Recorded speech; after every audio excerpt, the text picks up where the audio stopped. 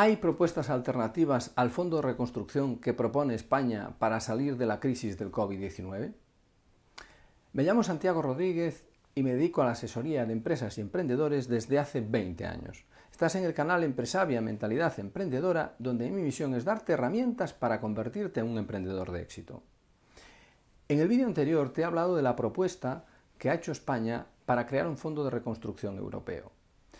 Y me pregunto si hay otras propuestas alternativas, y sí hay propuestas alternativas a ese fondo de reconstrucción. Otras propuestas alternativas son hacer que ese rescate se haga desde la economía privada.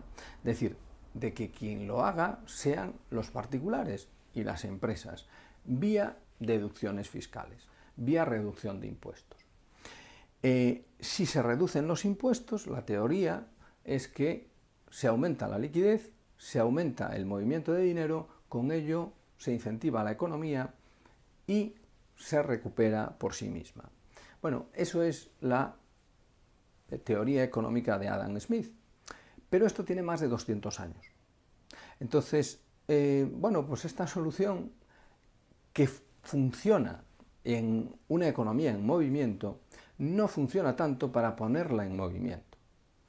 Ya lo decía Lee Iacocca, que ha sido vicepresidente de la empresa Ford y presidente de Chrysler, y que en su biografía dice que él siempre había sido republicano.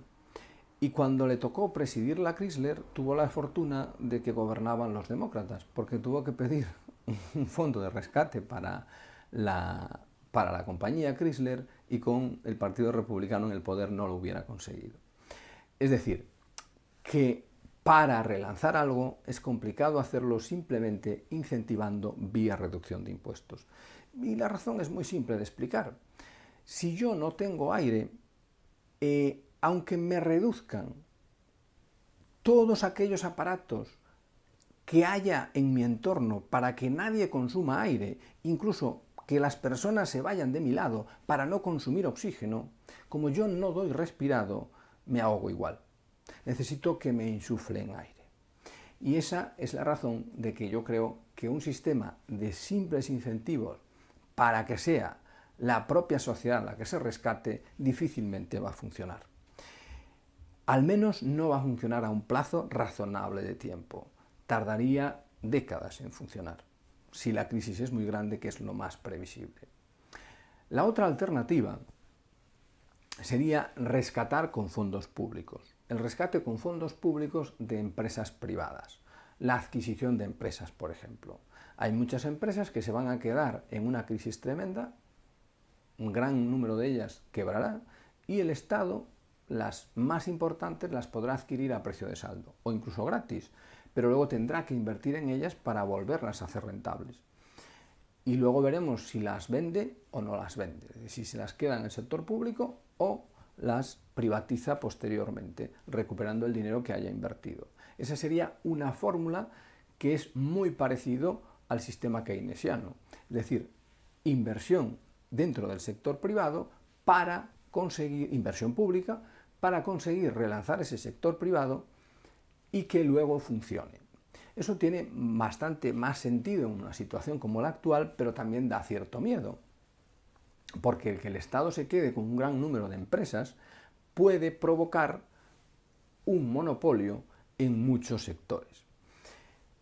Y ese monopolio precisamente ralentiza la actividad económica. Y también el Estado vemos que en la mayor parte de los casos no es un gran gestor de las empresas. Las empresas estatales no suelen funcionar muy bien en la mayor parte de países. Muy pocos países consiguen que sus empresas estratégicas funcionen como funcionan las empresas privadas.